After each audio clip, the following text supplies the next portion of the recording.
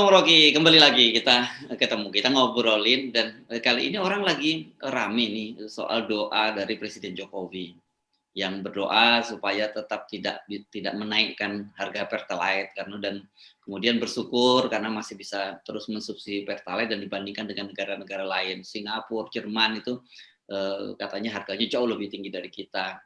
Dan saya kok kalau saya cermati ini bukan yang pertama seperti Pak Jokowi ngomong, udah berulang-ulang Pak Jokowi menyatakan dan ini kan dianggap oleh sejumlah ekonomi ini datanya menyesatkan gitu Bung Rocky. Ya ini Pak Jokowi sebagai presiden dia nggak ngerti relasi trade off antara pendapatan dan daya beli kan itu soalnya. Jadi Singapura dinaikin berapapun itu kelas menengahnya udah kuat sekali itu. Dan alternatifnya ada di kita nggak mungkin gorengan itu diganti dengan apa namanya air kolam tempat cebong berenang untuk goreng-gorengan kan itu intinya begitu kan. Jadi bayangkan presiden sebetulnya kita mau anggap ini presiden apa presiden karena kemampuan dia untuk kan dia bisa bilang sebetulnya oke, kami lagi hitung apakah masuk akal kalau subsidinya diberikan lagi kan. Paling nggak kami masih hitung ada harapan bahwa hitungannya tentu berdasarkan brankas APBN yang dia lihat masih ada uang kan. Kan itu intinya kan, bukan dengan membandingkan. Ngapain bandingin dengan yang lain yang fungsi minyak gorengnya beda dengan kita tuh. BBM dulu, kita ngomongin Pertalite dulu. Jangan BBM dulu. Ya. Kita ngomongin Pertalite-nya. Ya. Dan fungsi Pertalite-nya beda dengan kita tuh. Di kita betul-betul itu adalah di dasar ekonomi kita, subsisten kita adalah soal Pertalite. Itu beda dengan politik energi di negara-negara yang udah maju tuh. Bahkan Jerman sekarang itu gara-gara krisis energi akibat perang itu, harga energi per satuan industri dia udah hitung bahwa itu akan membebani industri itu.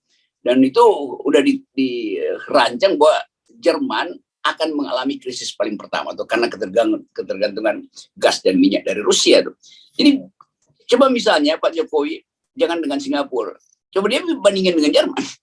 Yang Jerman aja itu mengalami fatigue tadi itu di dalam soal hubungan antara energi dan produksi dalam negeri kan. Dan itu artinya daya beli juga akan terpengaruh tuh karena nggak ada ekspor, pendapatan nggak masuk ke negara tuh. Jadi Jokowi ini yang memang kapasitasnya kurang, maaf aja. Karena membuat perbandingan pun dia cari perbandingan yang menguntungkan dia tuh. Kalau orang bilang ya apa gunanya perbandingan yang sekedar menguntungkan, itu kan namanya memberi harapan palsu. Bikin perbandingan yang real bahwa kita punya dana sekian dan itu masih bisa kita pakai. Dan dana itu akan saya ambil dari realokasi anggaran IKN kan enak orang lihatnya kan. Karena orang tahu memang ada dananya kok. Dan hak subsidi itu adalah hak rakyat. Dan di negara-negara maju ya subsidi itu bukan lagi hak rakyat, itu sekedar upaya pemerintah untuk membujuk elektabilitas saja kan. Tapi di kita itu real, subsidi itu tetap diperlukan karena menjaga orang miskin itu perintah konstitusi. Nah, orang miskin lah yang pertama kali kena dampak dari perubahan harga Pertalite. Ya. Nah, ya ini kan saya sih berpikirnya gini, ini bukan presiden tidak paham. Ada dua kemungkinan, dia memang sengaja menyembunyikan fakta gitu, karena ini kan ini bahasa komunikasi politik gitu ya, mau menunjukkan bahwa pemerintah itu luar biasa masih, dan kalian itu harus bersyukur karena harga Pertalite masih murah dan kami yang subsidi. Dan kita kan tahu sebenarnya subsidi itu juga karena pemerintah sekarang ini kan sedang dapat durian runtuh dari ekspor, mulai dari energi seperti batu bara, kemudian juga sawit, itu kan nikel, itu kan juga kita dapat durian runtuh dan itu diakui oleh Bu Sri Mulyani bahwa akibatnya itu APBN kita surplus. Jadi sebenarnya ya nggak perlu Pak Jokowi menyampaikan kita mesti bersyukur seperti itu. Realitasnya pemerintah punya duit dan sekali lagi ya kalau bandingin sama Singapura deh, jangan sama Jerman. UMR di sana itu berkali lipat dari kita. Pendapatan per kapita mereka dapat dari kita, dan Anda tadi menyinggung fasilitas publik transportasi mereka juga bagus dan murah. Ini juga kacau, presiden nggak ngerti fungsi subsidi itu. Tidak ada di dalam undang-undang dasar kita orang miskin disubsidi, enggak.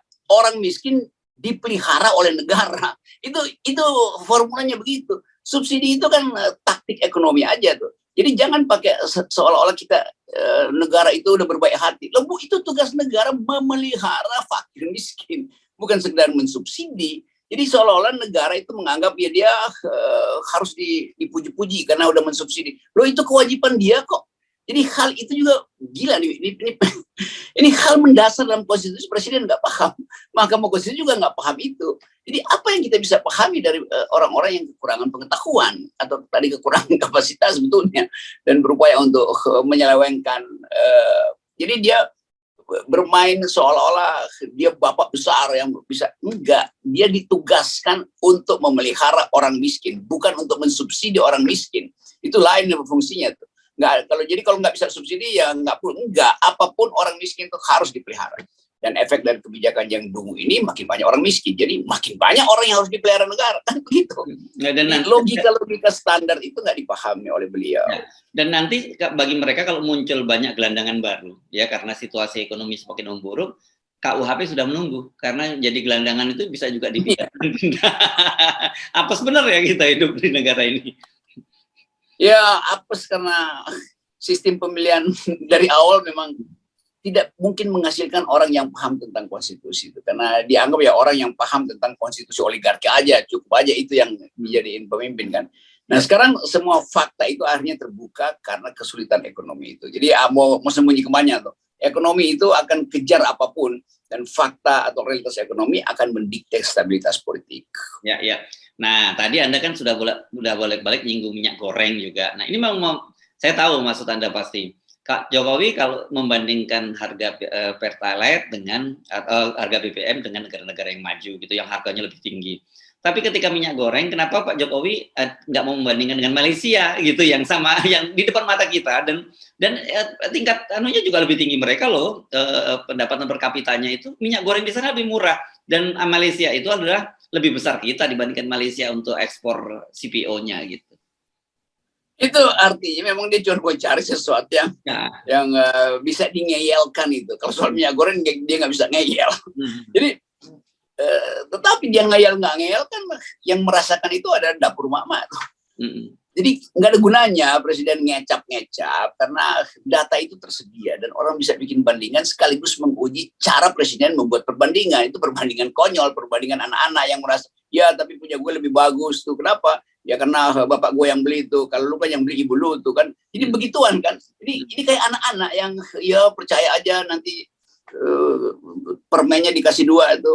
Tapi nggak mungkin soal itu diselesaikan hanya dengan basa-basi semacam pidato presiden tuh. Dalam keadaan real kita rupiah spike up angkanya ke 15.000 yang udah terlewati. Itu soalnya tuh. Dan kita berusaha untuk menurunkan kurs itu, apa caranya? Nggak ada, karena kurs kita itu ditentukan oleh para player dunia tuh. Satu-satunya cara untuk menaikkan kurs mata uang sebuah negara adalah dengan menurunkan sang presiden, dan itu yang terjadi di Inggris. Begitu perdana menterinya jatuh, pound sterlingnya membaik, tuh kan? Itu intinya. Jadi bagaimana cara menaikkan harapan? Ya dengan menurunkan presiden. Ya. Ini contoh yang mesti kita bikin juga. Ini ada perbandingan loh, Pak Presiden di Inggris perdana menteri mundur karena kesulitan ekonomi segala macam, kegagalan kebijakan tuh. Maka harga mata uangnya naik tuh. Jadi kita juga begitu loh Pak Presiden. Kalau Pak Presiden mundur, ekonomi kita akan baik. Ini juga perbandingan kan yang mesti diucapkan. Iya, enggak, tapi kita kembali lagi ke soal tadi ya, mestinya komunikasi politik itu juga dilakukan secara jujur gitu ya. Kenapa? Karena kan para pengamat, para ekonom bisa langsung dengan cepat memberikan perbandingan-perbandingan.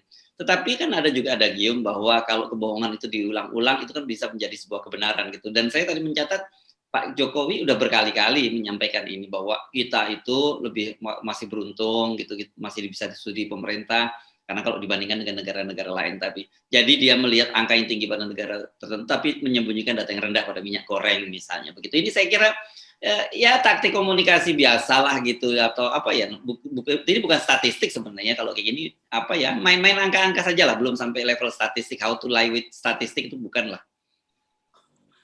Itu basisnya big data, pasti ada yang nyodorin big data, tapi data yang sebenarnya nggak disodorin. Dan presiden seperti orang yang menganggap apa yang disodorkan ke dia itu yang benar tuh. Padahal dia justru mesti curiga, kenapa orang sodorkan hal-hal yang manis-manis saja ke saya? Kan kalau dia punya kemampuan untuk berpikir, maksud saya, dia mesti curiga. Ini kok udah 2 minggu nih bagian baik aja yang disodorin, emang gak ada bagian yang buruk lah? Kan mesti begitu presiden bertanya tuh. Lalu presiden omelin dong menteri-menterinya tuh. Kalian nyodorin saya data palsu. Baru saya omong belum 20 menit saya udah diserang oleh Antoni Budiawan dan Said Didu. Ternyata kalian kalah sebetulnya datanya dengan para pengamat oposisi. Kan mestinya begitu percakapan yang terjadi di sana. Kalau ada West Wing, kalau ada penasihat yang dengan cepat raise isu bahwa oh Pak Presiden, itu yang Pak Presiden ucapkan itu akhirnya jadi bulan-bulanan tuh. Maka dia bikin sidang kabinet, marahin menterinya tuh. Kan itu fungsi dari West Wing, yaitu beroperasi cepat supaya presiden nggak dipermalukan. Tapi West Wing-nya yang dianggap millennials itu, anak-anak muda yang dulu dikasih baju penguin itu, baju putih hitam itu, entah kemana, yang dulu dibangga-banggain. Kan mereka mesti yang punya kecepatan berpikir, memantau media massa, bagaimana dalam 20 menit isu atau keterangan presiden langsung dihajar oleh oposisi. Kan jadi terlihat memang nggak ada sistem di istana, gampangnya begitulah. Sistemnya udah kacau. Iya. Oke, jadi kalau kembali lagi ke kita itu pemuarannya tetap seperti yang kita bolak-balik kita omongin soal sistem pemilihan presiden yang 20% itu ya, yang menyebabkan sehingga ketika seorang presiden terpilih itu bukan karena kualitasnya, moralitasnya, etikabilitasnya, tetapi lebih pada siapa yang didukung oleh kepentingan politik, ya ini kepentingan oligarki. Kan itu suaranya kenapa kita selalu bolak-balik ngomongin soal ini ya. Ya, itu intinya tuh. Dan pada akhirnya di ujungnya kita mesti katakan bahwa Mahkamah Konstitusi juga adalah peternakan oligarki. Jadi Mahkamah Konstitusi sebetulnya secara tidak langsung juga dikendalikan oleh oligarki kan itu. Jadi gampang aja logikanya kita luruskan aja begitu. Jadi kenapa jangan MO, jangan MK jadi MO aja, Mahkamah Oligarki.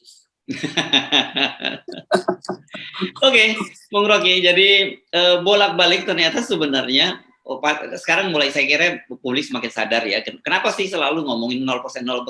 Karena sebenarnya sumber semua persoalan itu di sini. Kalau kita ibaratkan mata airnya ini di hulunya itu memang itu gitu ya. Yes, dan di awal memang threshold dipasang untuk menghalangi SBY di 2003 itu. SBY akhirnya bisa lompati itu, dan SBY juga merasa ya udah kalian yang pasang threshold, kalian yang dapat konsekuensinya. Tapi sekarang kita mau evaluasi itu. Megawati PDIP pasang threshold dan akhirnya membuat dia juga jeblok. Terus dia menang, dia pasang lagi threshold itu. Jadi kita seolah dendam itu saling pasang threshold. Padahal semua threshold yang dipasang oleh siapapun itu bertentangan dengan prinsip pemilihan langsung. Kan itu intinya kan. Ya. Jadi presidensialisme diperkuat justru oleh interplay di dalam pemilu. Bukan diperkuat dengan menghalangi orang masuk dalam kompetisi. Kan itu ngaco tuh. Jadi pikiran bodoh itu yang mesti kita luruskan atau kita bikin pinter nih Mahkamah Konstitusi. Kan akhirnya kita mau disebut, loh kok Mahkamah Konstitusi kemampuan berpikirnya terbatas banget kan?